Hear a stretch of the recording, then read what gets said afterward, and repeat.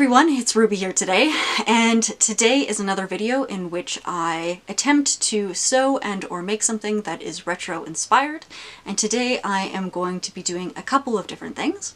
So what I would hope to do and hope to finish, the number one project that I want to finish, is the holiday tree skirt. This is a joint collaboration between June Cleaver and Charm Patterns, and they give you instructions and a pattern for how to add felt appliques of Christmas ornaments onto one of the skirts that Charm Patterns has. So this was a collaboration that happened last year, but it wasn't something that I had the time to do. I knew it would take me much longer to finish this project just because I was much more of a beginner at the time and I was trying to get through finishing Christmas gifts. So this year I have made sure to allocate some time for myself to actually make it.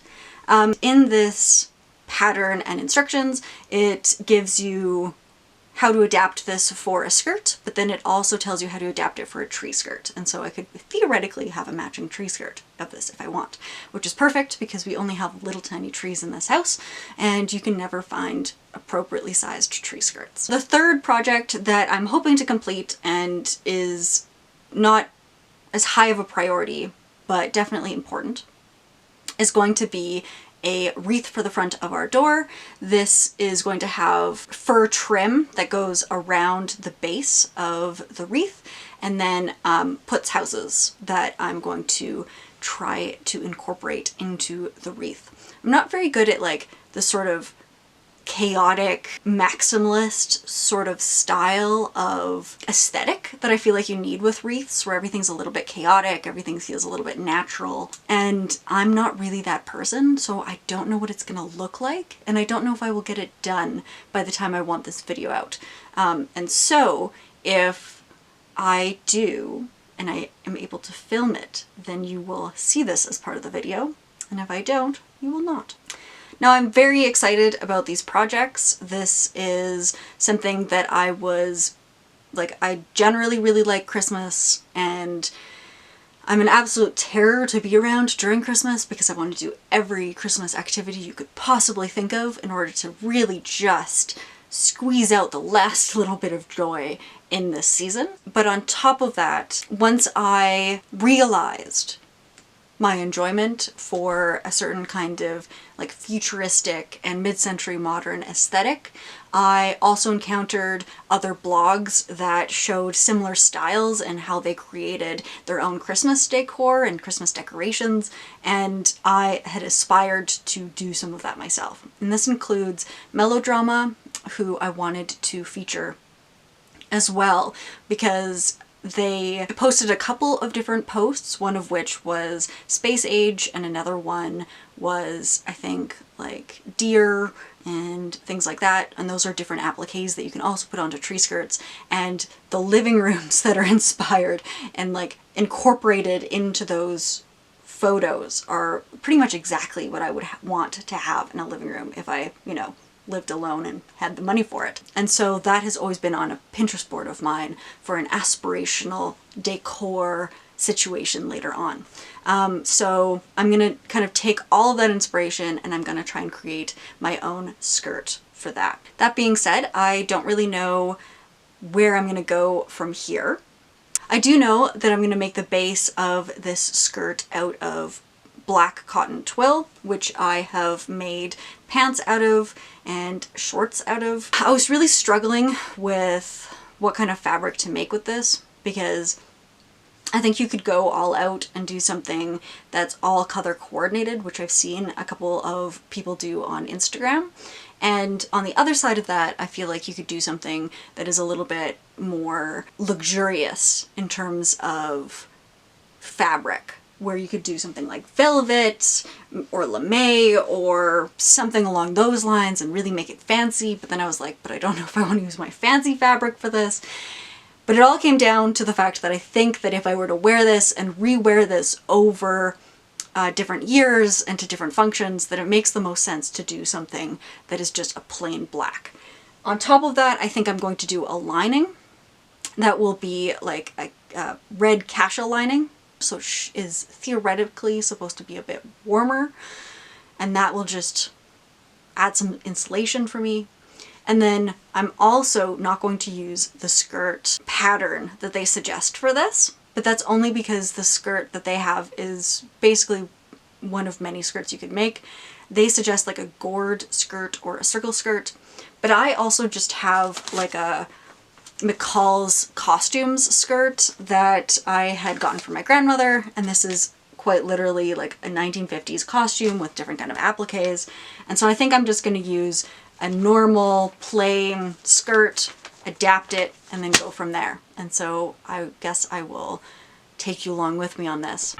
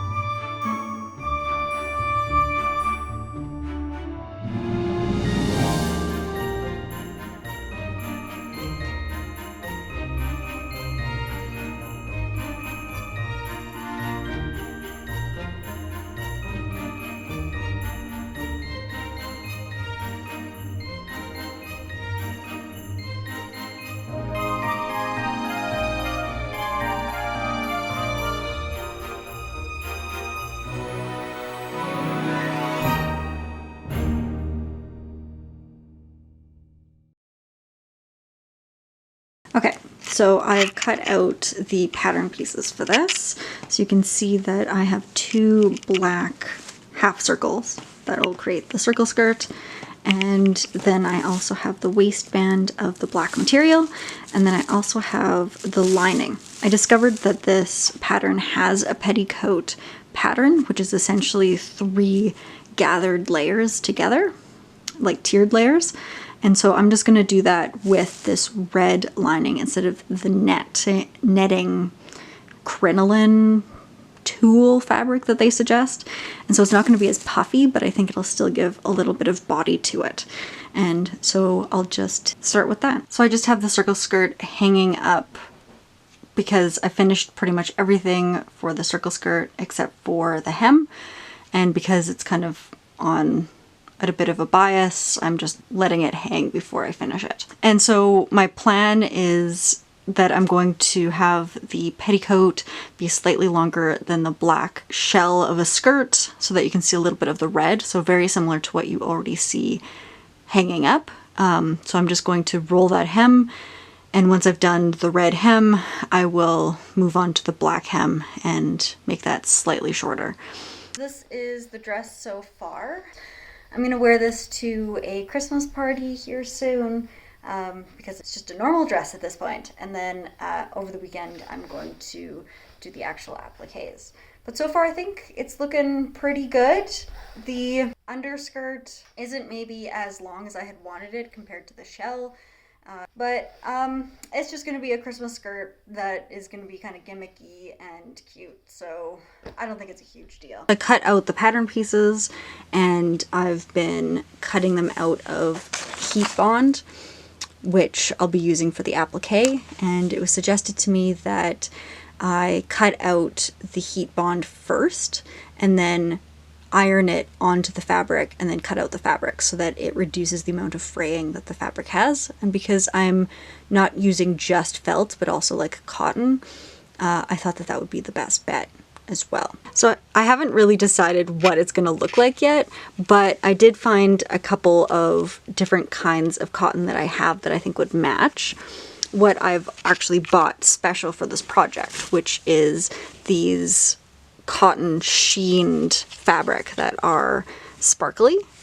And then on top of that, I also found actual glitter felt that I had bought last year that I think was for this project or an equivalent project. So they're all kind of the same color palette, but I can't decide if I'm going to just use one kind of fabric, like just cotton, or if I'm going to mix it up, or how I'm going to color match that.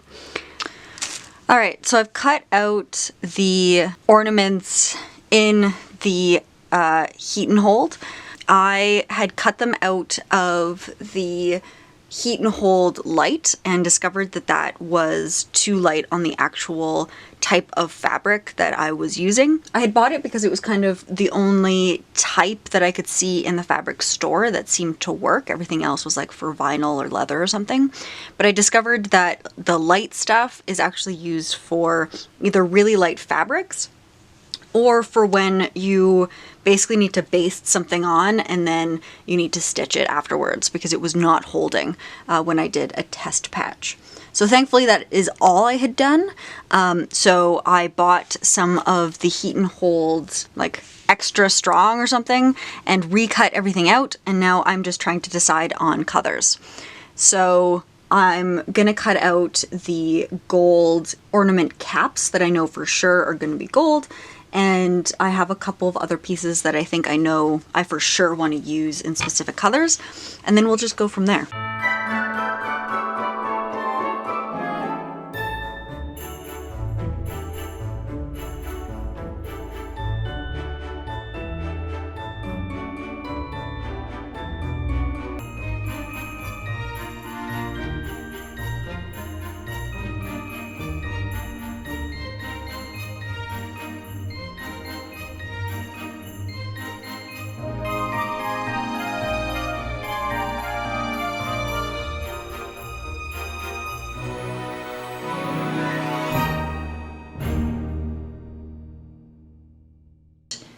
So I finished cutting out the appliques and ironing them onto the fabric, and now I'm going to iron them onto the actual skirt.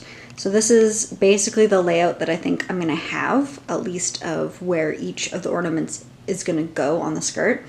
And then I'm going to vary like where they are in terms of height, but I'm not going to put any rickrack or ribbon on them, which you usually see to show them like hanging from the waistband. But I generally like pretty clean lines, and I think there's already a lot going on with the skirt, so I'm actually thinking I might go without. I also don't have a car to be able to drive to get rickrack or ribbon to be able to do it properly, so I think I'm just gonna live without it.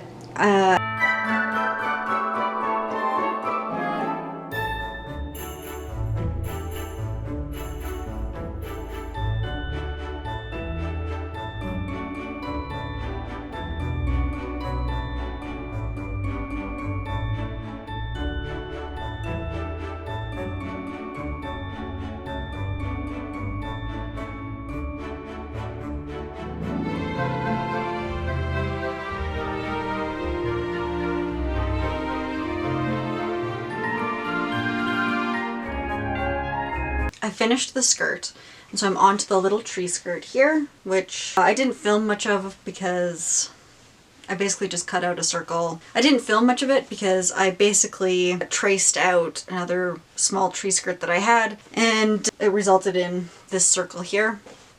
But even if I hadn't had a tree skirt, it would have just been a circle with a little circle in the middle for the stem. And I have pinned the bias tape to go around the circle. I'm going to do a double fold bias tape for the edges, and then I'll be doing the appliques. I actually ran out of heat and bond for the other skirt, and so I've cut out some of the shapes for this, but not all of them. Oh, you finally get to see me sew. So I'm very proud of this setup because you get to actually see me sew instead of me just describing every step of what I'm doing, because I bought a new camera and I also have a tripod.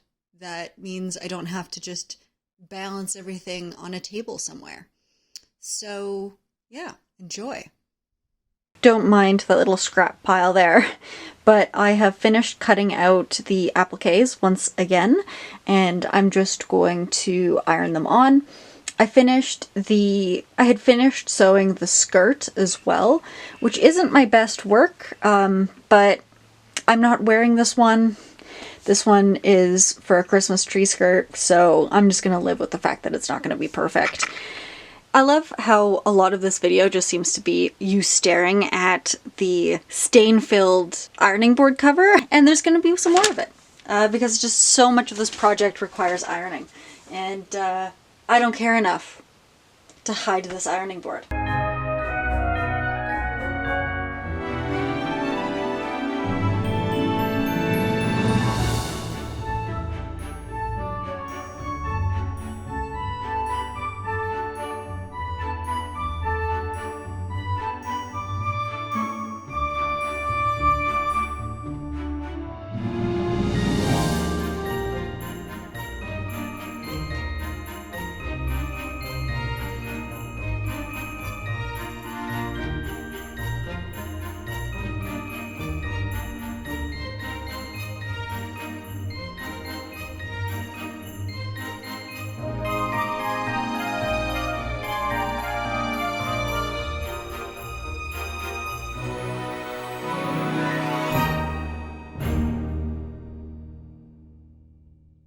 At this point, I basically just want to get this stuff over and done with. I had no explanation for what I was doing in this part of the video, so you get editing Ruby for this. But I got to the point of creating the wreath, the Christmas wreath, and I just wanted to get it done. At this point, I had done it in a couple of evenings, but I dedicated a whole Sunday essentially to making this wreath, and it still took much longer than I expected. So what I was doing was I was assembling the putz houses, which were, once again, patterns from the Retro Renovation blog. They no longer post as of like 2021, but you can still find the patterns on their website. And so I had actually cut these out last year and had painted some of them, and I was just finishing painting them in order to assemble them. I also realized too late that I had cut them out and started painting before I had fully cut out the windows, which would have been a much better idea. And that was in the directions for the blog, so it was literally me just jumping ahead too far and realizing my mistake too late. So definitely wouldn't recommend that, but it did eventually get done. So you do see a lot of tedious little details of me either covering up mistakes or of little tiny details that I was really grumbling about. I then hot glue gunned all of the little tabs and assembled them and put white glue over top of the roof and the kind of bottom stand that looks a little bit like a mock yard kind of in front of the houses. And I then sprinkled a bunch of glitter that I got from Michael's over top of it so that it looked much more Christmassy. And then I tried to assemble them in some capacity on the actual wreath itself. So I had a little gold bow that I had bought from Michael's years ago, and that went on the bottom. Then I assembled the houses and put a couple of like little trees on, which I think were actually ornaments, as well as some glittery snowflakes that I think are also from Michael's. Looking back, probably should have put the trees next to the houses and done some sort of diorama of some sort, but you know what? It's fine.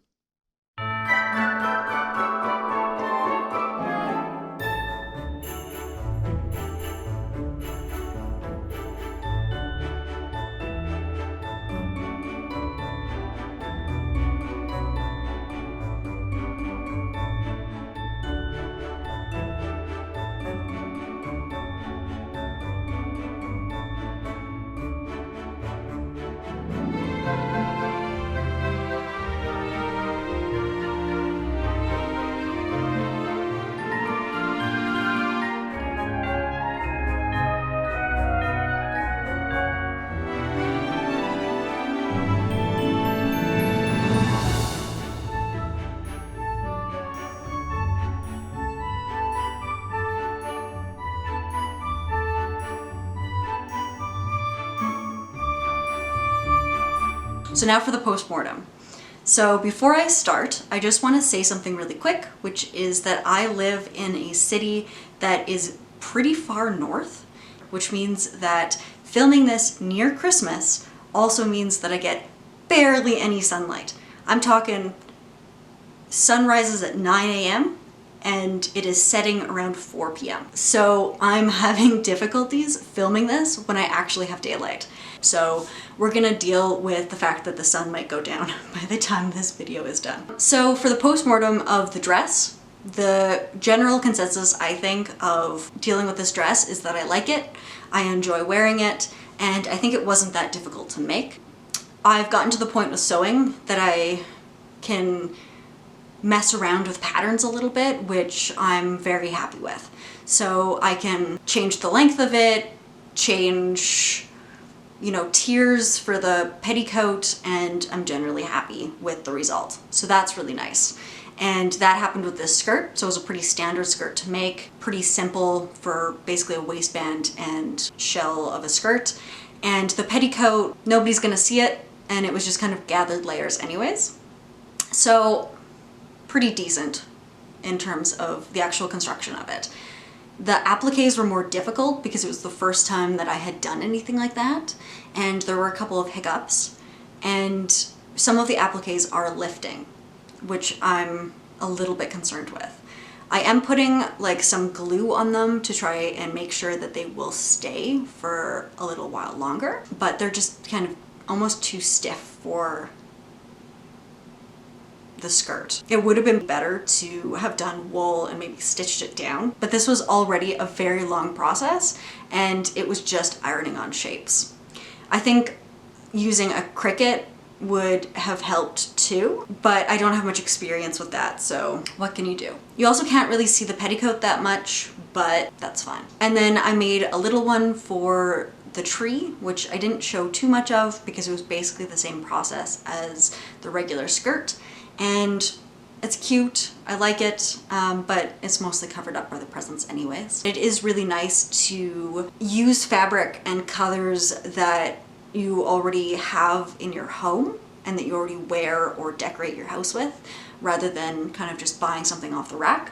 Because as you can tell, I'm more of like the pastel Christmas than a traditional Christmas, which you're more likely to see if you buy something. So that was really nice. Lastly, the wreath was an absolute nightmare. I hated doing it. It took a full day just to finish odds and ends, essentially. And I hope to never do it again. The houses were so difficult to make. Again, I probably could have used a Cricut, but assembling it and gluing it and not having the tabs show and everything else really justified that I think that if I were to do it again, I probably would buy those houses. I know that you can sometimes get like foam board houses from HomeSense, so that's actually what I have here, is one of those from HomeSense. But I had seen that one and been like, oh, I can make that. And it's like, yeah, you can, but do you want to make like an entire like school project just to have like a little tiny house in your house? I mean, yes, but like when you're also trying to do a bajillion other crafts, maybe not. So that was kind of a downside. It is a really cute wreath. I think that it is like not something you would necessarily see on my street, and again goes with the general vibe of my decorations, so that's a benefit. Would I do it again? No. So that's kind of everything. That was my process. I hope you learned something, even if that is just assembling putz houses at your own peril, and I'll see you for the next video.